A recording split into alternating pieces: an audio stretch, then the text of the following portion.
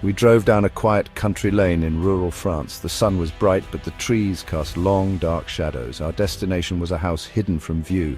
It stood alone on a small hill, almost swallowed by nature. The garden was a wild tangle of weeds and overgrown bushes. It was clear no one had tended to it for a very long time. We had to be quiet. Neighbors in these small villages often watch out for strangers. They might not understand why we were here. We were not here to steal or cause damage. We were here to document a story frozen in time, to see what was left behind. Getting to the front door was a small adventure in itself. We pushed through thick brambles that scratched at our clothes. The path was almost completely gone, reclaimed by grass and moss. The house looked sad and tired. Its shutters were closed like sleepy eyes that had not opened in years. Paint was peeling from the walls and a few roof tiles had slipped out of place. It felt like the house was holding its breath, waiting for someone to return. The silence was heavy. The only sounds were the rustling leaves and the distant call of a bird. It was a place full of secrets, and we were about to step inside. The key was not needed. The back door was slightly ajar, pushed open by the slow pressure of a growing vine. It was an invitation of sorts, though a slightly spooky one. You always feel a strange mix of excitement and unease at this moment. You are crossing a line, stepping from the present into someone else's past. You are a guest, but an uninvited one. I took a deep breath before pushing the door open further. The air that escaped from inside was stale and musty. It smelled of dust, decay, and forgotten memories. It was the smell of a place where time had simply stopped. As we stepped over the threshold, the world outside seemed to disappear. We were in a different reality now. The light inside was dim, filtering through the dusty cracks in the shutters. Our eyes slowly adjusted to the gloom. We stood in a small kitchen, everything coated in a thick layer of grey dust. A calendar on the wall was turned to August 2008. It was a strange feeling, knowing that for the world outside years had passed, but in here it was still a summer day more than a decade ago. We moved carefully, trying not to disturb anything more than we had to. We were walking on fragile ground, in a home full of ghosts. This house was more than just abandoned. It was a true time capsule. Nothing seemed to have been packed up or moved. It was as if the owners had just walked out one day and never came back. On the kitchen table, a newspaper lay open. Its pages were yellowed and brittle. The headline spoke of events from the summer of 2008. Next to it, a pair of reading glasses sat, waiting for their owner to pick them up. Jars of jam and preserves lined a shelf, their labels handwritten in elegant script. Some were dated 2007. They were little pots of summer, now sealed and forgotten. Everything we saw told us that time had stopped here in 2008. In the living room, an old-fashioned television sat in the corner. It was a big, bulky thing, not the flat screens we have today. A stack of VHS tapes sat beside it with movies recorded from the television. The labels were written by hand. It showed a life that was simple and perhaps a little old-fashioned even for its time. It's strange to think about what was happening in the world back then. The Beijing Olympics were on. The global financial crisis was just beginning. But for the people who lived here, their world was about to end. The silence in the house was profound. It was a silence made of dust and stillness. Every object was exactly where it had been left. A half-finished glass of water on a bedside table had long since evaporated, leaving a faint white ring. In a small office, a pile of letters sat unopened. The postmarks were all from July and August 2008. Who were they from? What news did they contain? We would never know. The house held its secrets tightly. It felt as if we were archaeologists, digging through the layers of a very recent, very personal history. Each object was a clue to the lives lived within these walls. This feeling of a place being frozen is something explorers often talk about. But this house was different. It wasn't just a few things left behind. It was everything. Clothes were still hanging in the wardrobe. Shoes were lined up by the door. It wasn't a slow decline, it was a sudden stop. This is what makes a location so powerful and so haunting. It's not just about decay, it's about the sudden absence of life. The people who animated these spaces are gone, but their presence lingers in the most ordinary things. It's a powerful reminder that our lives are made up of these small, everyday details. We moved from room to room like ghosts ourselves. Each space had its own story to tell. The living room was cozy, but now it felt incredibly lonely. Two armchairs faced the silent television. You could almost see the elderly couple who lived here, sitting side by side in the evenings. A worn blanket was folded neatly over the back of one chair. On a small table between them, a remote control was covered in a thick coat of dust. It was a scene of quiet companionship, now frozen in an endless silence. It's these domestic scenes that are the most powerful. They are so familiar, so universal. Upstairs, the main bedroom was filled with personal items. On a dressing table, bottles of perfume and jars of face cream stood in neat rows. A fine layer of dust covered them all. A silver-backed hairbrush lay next to a small ornate jewelry box. Inside, we found a few simple pieces of jewelry, a string of pearls, a simple silver brooch. These were not expensive things, but they were clearly treasured. They were the small adornments of a life lived with care and modesty. These objects felt incredibly intimate, and looking at them felt like a small invasion of privacy, even after all this time. In a smaller room, a sewing machine stood on a wooden table. A piece of fabric was still under the needle, the work unfinished. Spools of thread in every color were arranged in a box nearby. This must have been a room for hobbies, a place of creativity. You could imagine a woman spending her afternoons here mending clothes or making something new. The unfinished project was another sad symbol. It represented a future that never arrived, a task that would never be completed. It's a small detail, but it speaks volumes about the suddenness of what happened here. The thread of life was cut, just like the thread in the machine. Down the hall, we found what looked like a study. Bookshelves lined the walls, filled with old novels and history books. On a large wooden desk, a black rotary phone sat silently. It was a relic from another era. Imagine the conversations that took place on that phone. Calls to family, chats with friends, news both good and bad passing through its wires. Now, it was just a plastic and metal object, disconnected from the world. Beside it, a photo album lay open. The black and white pictures showed a young, smiling couple. It was them, the people who had filled this home with life. They were young, hopeful, and at the beginning of their journey together. Looking at the photographs, we started to build a picture of the couple. Let's call them Jean and Marie. The pictures showed them through the decades. There they were on their wedding day, looking so happy. Then came pictures with friends, on holidays by the sea, celebrating birthdays. They seemed to have a full and happy life together. They grew older in the photos, their faces gaining lines, their hair turning grey. But in every picture they were together. Their story seemed to be one of deep and lasting love, a partnership that spanned a lifetime. They had built this home and this life side by side. But as we looked around the house, another feeling emerged. It was a feeling of isolation. The house was quite remote. There were no pictures of children or grandchildren that we could find. Perhaps they never had any, or perhaps they had, but they lived far away. The unopened letters from 2008 might have been from them. It's a sad thought that in their final days they may have been very much alone. Old age can be a lonely time, even when you have a partner. The world can shrink until it's just the two of you, inside the four walls of your home.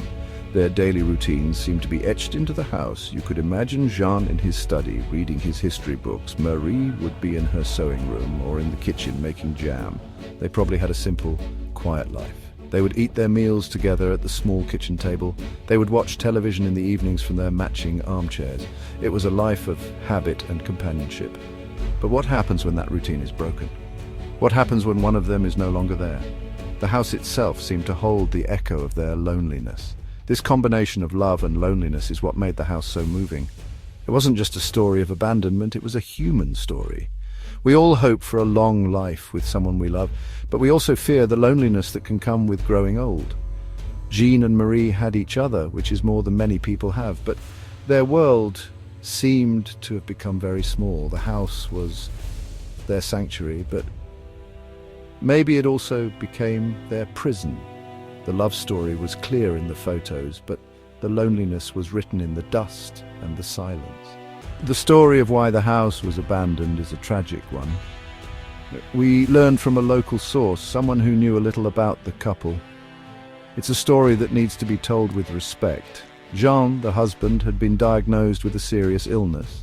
He was in a lot of pain, and his condition was getting worse. Marie, his wife, was his sole caregiver. She had spent her life with him, and she couldn't bear the thought of a future without him. She was devoted to him until the very end.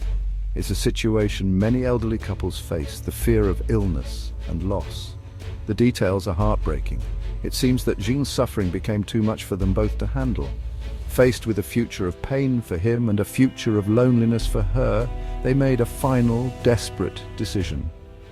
The local story suggests they decided to end their lives together. It wasn't a case of one leaving the other behind. They chose to leave this world as they had lived in it, together.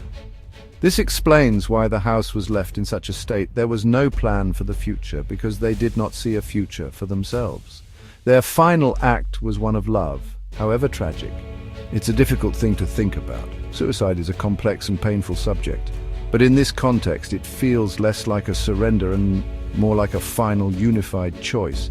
They had been together for so long. They had faced everything as a team. It seems they decided to face death in the same way. It makes the silent house even more poignant. It is not just a place of decay. It is a monument to a love that was so strong, its owners could not imagine life apart. The quiet rooms are filled with the weight of that final decision.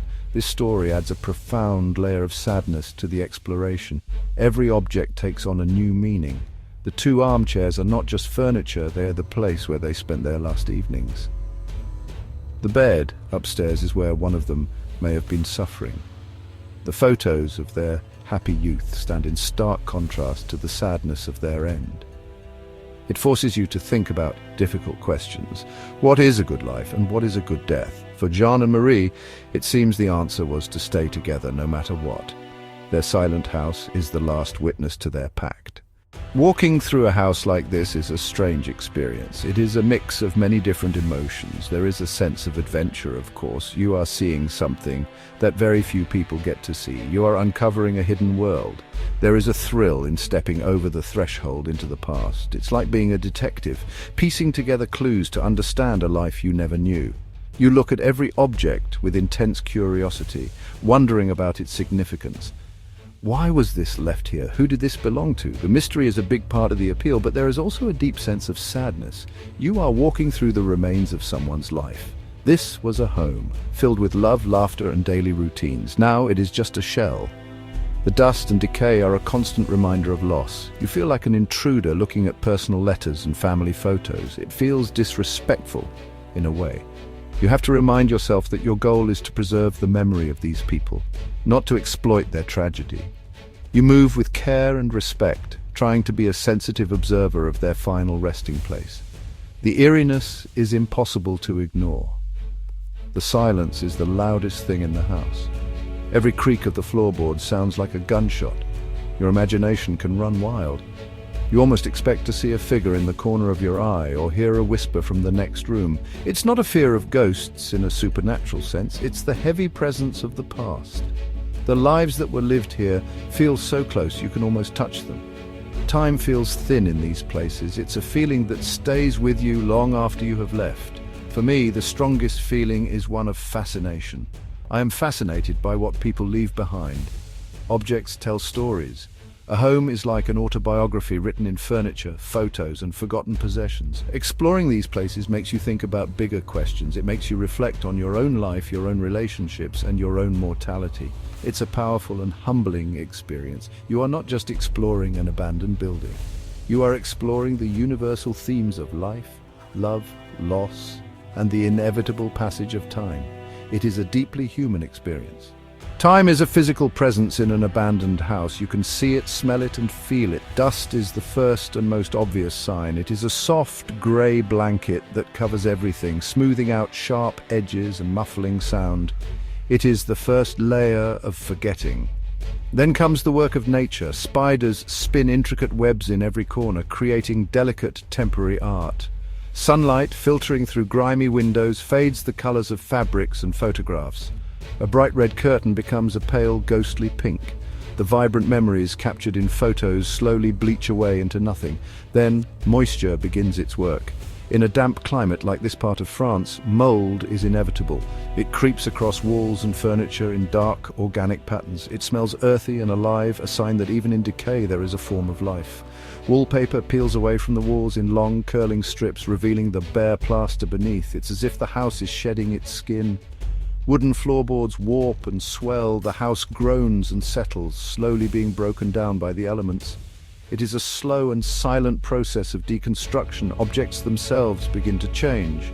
Metal rusts, paper turns brittle, and plastic becomes fragile. The things that once made up a comfortable home are slowly returning to their raw components. A sturdy armchair sags as its springs give way. The pages of a book become stuck together by damp. The house is in a state of transition. It is moving from being a human space to being a part of nature again. It is a powerful and unstoppable process. We build our homes to protect us from the elements, but in the end, the elements always win. This process of decay is both sad and beautiful. It's sad to see a once-loved home fall into ruin. It represents the end of a story, the forgetting of a life, but there is a strange beauty in it too. The peeling paint, the intricate cobwebs, the patterns of mold, they have their own aesthetic. It's the beauty of impermanence. It reminds us that nothing lasts forever. Not our homes, not our possessions, and not us. The slow, silent work of time is a lesson in humility. It shows us our true place in the grand scheme of things. This French house is not unique. There are thousands of similar places all over the world. I have seen them in rural Japan, where entire villages are being deserted as young people move to cities. I have seen them in the industrial heartlands of America, where factories have closed and towns have died. Each one has its own story, its own reasons for being empty. But they all share a common theme. They are all monuments to forgotten lives and changing times. They are physical reminders that communities like people can grow old and fade away. These places force us to confront our own ideas about memory. We try so hard to be remembered. We take photos, we write letters, we buy possessions that we hope will be passed down. We want to leave a mark on the world, but houses like this show us how easily we can be forgotten. Once the people who knew us are gone, our stories begin to fade. Our homes become silent, and our possessions turn to dust. It's a sobering thought. It makes you wonder what is truly important. Is it the things we accumulate, or the memories we create in the hearts of others? So, what do these silent rooms teach us about our own lives? They teach us that life is precious and fleeting. They remind us to cherish the people we love because time with them is finite. The story of Jean and Marie, as tragic as it is also a story of incredible devotion. They chose to face the end together on their own terms. This home, in its stillness, speaks to the power of human connection. It reminds us that in the end, our relationships are the most valuable things we have. They are what give our lives meaning. Ultimately, exploring these forgotten places is not about dwelling on death or decay. It is about appreciating life. When you step back out of the dusty silence and into the sunlight, the world seems more vibrant. The air feels fresher. You are more aware of the simple gift of being alive. The house on the hill was a sad place, but it was also a place of profound lessons. It taught me about love, loss, and the importance of living fully in the present. The echoes in those silent rooms are not just ghosts of the past. They are whispers that tell us how to live now.